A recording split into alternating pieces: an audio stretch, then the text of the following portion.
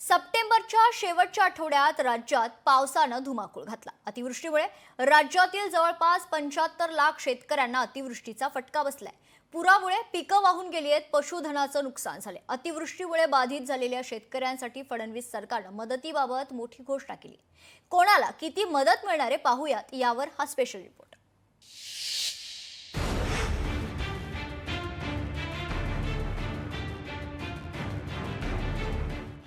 सरकारकडून नुकसानग्रस्तांना मदत जाहीर।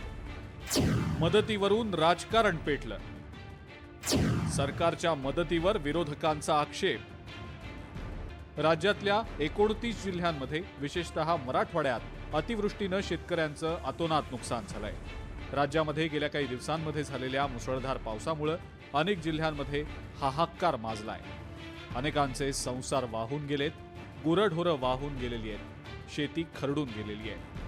अतिवृष्टी आणि पुरामुळे शेतकऱ्यांचं प्रचंड नुकसान झालं असून अनेकांचे संसार उद्ध्वस्त झालेत। या पार्श्वभूमीवर आज पार पडलेल्या मंत्रिमंडळ बैठकीनंतर राज्य सरकारनं पूरग्रस्त शेतकऱ्यांसाठी मोठ्या आर्थिक मदतीच्या पॅकेजची घोषणा केलेली आहे।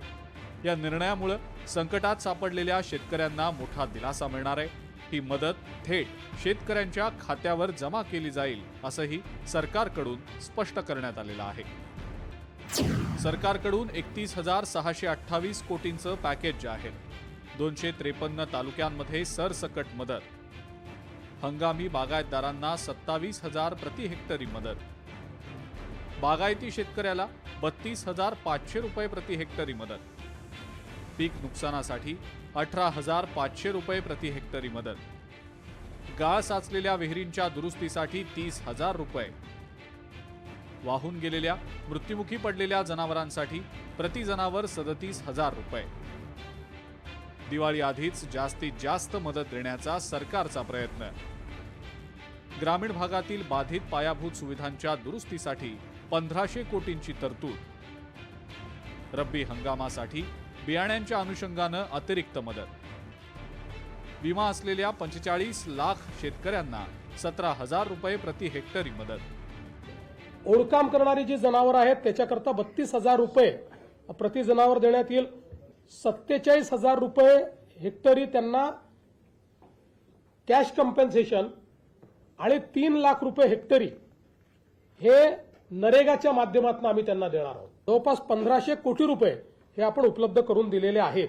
दिवाळी काळी होणार नाही, सरकार काळी होऊ देणार नाही, अशा प्रकारचं भाष्य देखील आम्ही केलं होतं आणि त्यामुळे दिवाळीपूर्वी ही मदत जी आहे शेतकऱ्यांच्या हातात गेली पाहिजे ही भूमिका सरकारने घेतली। टोकाचं कुठलंही पाऊल शेतकऱ्यांनी उचलू नये, कारण शेवटी शासन आपल्या पाठीशी खंबीरपणे उभं आहे। कुठल्याही परिस्थितीत त्या शेतकऱ्यांना उभं करायचंच असा निर्णय राज्य सरकारने घेऊन ह्या सगळ्या गोष्टी अंमलात आणण्याच्या करता आपण हे पॅकेज हे जाहीर केलेलं आहे आणि याच्यात खूप बारकाईने विचार करून कुठलाही घटक हा वंचित राहणार नाही याबद्दलची पण काळजी राज्य सरकारने हे पॅकेज जाहीर करत असताना केलेलं आहे। अतिवृष्टीमुळे राज्यातला शेतकरी पूर्णपणे हवालदिल झालाय। अनेकांच्या शेतातली माती वाहून गेलेली आहे, काहींची शेतीच खरडून गेली आहे, तर काहींची घरं पाण्याच्या तडाख्यानं उद्ध्वस्त झालेली आहेत। अनेक शेतकऱ्यांचा संसार हा अक्षरशः उघड्यावर आलाय।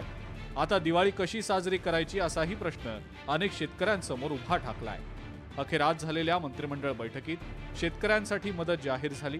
मात्र सरकारनं घोषित केलेली मदत ही शेतकऱ्यांची थट्टा आहे की काय, असा सवाल विरोधक विचारतायत। शेतकऱ्यांना कर्जमाफी कधी देणार असाही सवाल विरोधकांनी उपस्थित केलाय।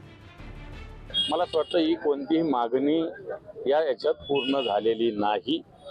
शेतकऱ्याला डायरेक्ट मदतीची आवश्यकता आहे, 50,000 रुपये हेक्टरी मदतीची आवश्यकता आहे, कर्जमुक्तीची आवश्यकता आहे। ही काही घोषणा मुख्यमंत्र्यांनी केलेली नाही। त्यामुळे मुख्यमंत्र्यांनी मला असं वाटतं शेतकऱ्यांना, आता तो शब्द बरोबर नाही की शेतकऱ्यांची बेईमानी करू नये, शेतकऱ्यांना उल्लू बनवण्याचा प्रयत्न करू नये। पोत्याचं नव्हतं झालेलं आहे, शेतीमध्ये काही शिल्लक राहिलेलं नाही आणि म्हणून शेतकऱ्यांना सरकारच्या मदतीची आस होती। भरपूर प्रमाणात मदत मिळेल अशा प्रकारे शेतकऱ्यांना वाटत होतं। दुर्दैवानं आज जो निर्णय झाला तो शेतकऱ्यांच्या तोंडाला पानं पुसण्यासारखा निर्णय झाला आहे. शेतकऱ्यांच्या तोंडाला पानं पुसण्याच्या आणि वाटाणाची अक्षता लावण्याचं काम हे या निमित्तानं झालेलं आहे. मुळात सरसकट पूर्ण महाराष्ट्रातल्या सर्व शेतकऱ्यांना मदत देणं अपेक्षित होतं. यातही यांनी जी दरसोड केली आहे ही अत्यंत निंदनीय आहे. पंजाब 50,000 रुपये देतं, कर्नाटक हे त्याच्या दुप्पट देतं, जवळपास लाखाच्या पर्यंत कर्नाटक देतं. आणि महाराष्ट्राच्या वेळेस शेतकऱ्यांच्या हिताचा निर्णय घेत असताना यांच्या हाताला कंप काय येतो. अतिवृष्टीमुळे उद्ध्वस्त झालेल्या पिकांच्या भरपाईसाठी सरकारनं आर्थिक मदत जाहीर केली आहे. मात्र मदतीचं प्रमाण आणि अटींवरनं राजकारण पेटलंय. सरकारला जरी ही मदत पुरेशी वाटत असली तरी विरोधकांना मात्र ती अपुरी वाटतेय आणि हेच मतभेद आता चर्चेचं केंद्र बनले. ब्युरो रिपोर्ट, लोकशाही मराठी.